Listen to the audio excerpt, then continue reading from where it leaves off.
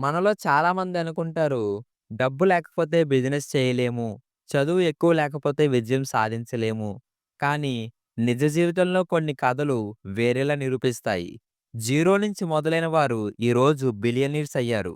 వారి కథలు మనలోని భయం, అలసత్వం అన్నింటినీ తుడిచిపెట్టి మనల్ని ముందుకు నడిపిస్తాయి. ఈరోజు మనం తెలుసుకునే 5 అద్భుతమైన విజయగాథలు మీరు ఇప్పటి వరకు వినని, కానీ నిజంగా ప్రేరణ మాత్రం మీకిస్తుంది. మరి మొదలు పెడదామా?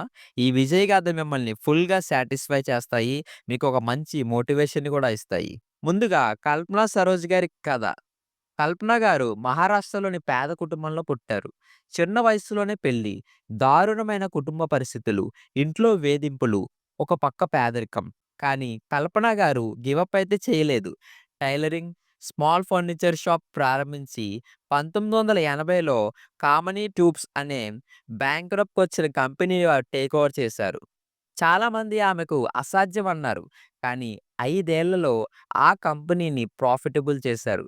ఇప్పుడు 'కల్పన సరోజ్' గారి నెట్ వర్త్ 2000 క్రోర్స్ పైగానే. అదే కాకుండా 'కల్పన స్వరాజ్ ఫౌండేషన్' ద్వారా పేద మహిళలకు బిజినెస్ మద్దతు ఇస్తున్నారు. ఇందులో మనం నేర్చుకోవాల్సిన లెసన్ ఏంటంటే, పేదరికం, ఫ్యామిలీ ప్రెజర్స్, సెట్‌బ్యాక్స్ అవి రోడ్ బ్లాక్స్ కాదు. పెర్సెవరెన్స్‌గా తీసుకుంటే మీరు అద్భుతం సాధించవచ్చు. Story number 2, Jan Koum. Jan గారు ఉక్రెయిన్‌లో పేదరికంలో పుట్టారు.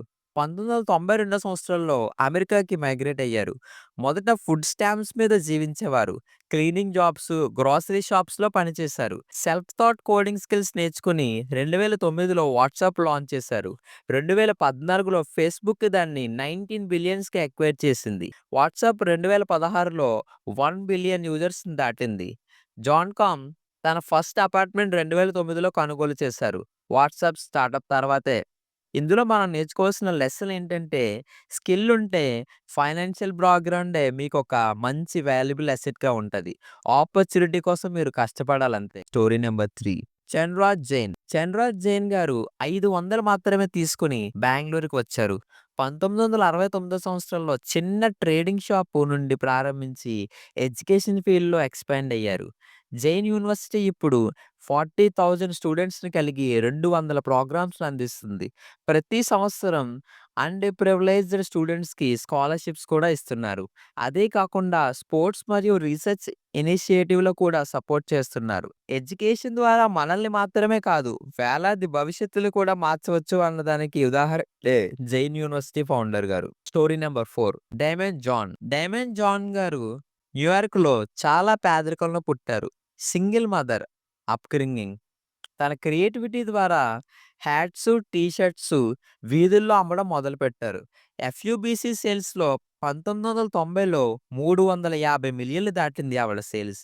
ఈరోజు ఆవిడ ఒక షార్క్ ట్యాంక్ ఇన్వెస్టర్ కూడా.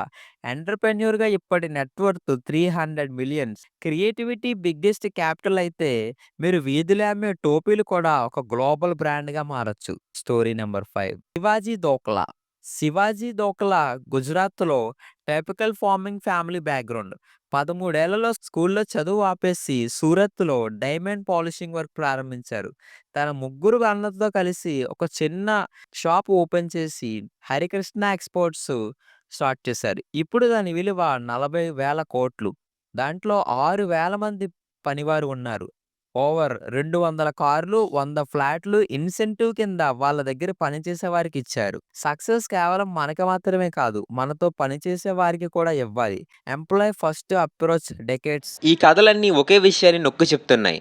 పేదరికం ఎప్పుడు మీకు మీ విజయానికి అడ్డు కాదు. మీరు స్కిల్ నేర్చుకుంటే ఏదైనా సాధించగలరు. కష్టపడే తత్వం, పట్టుదల మీలో ఉంటే మీరు ఉన్నత శిఖరాలైతే చేరుకోగలరు. సో, నెక్స్ట్ ఇంకా మీ వంతే. ఇలాంటి వీడియోస్ మీకు మరిన్ని కావాలంటే మన ఛానల్‌ని సబ్స్క్రైబ్ చేసి, లైక్ చేసి మీ ఫ్రెండ్స్ అండ్ ఫ్యామిలీకి షేర్ చేయండి. Until then take care. Love you all.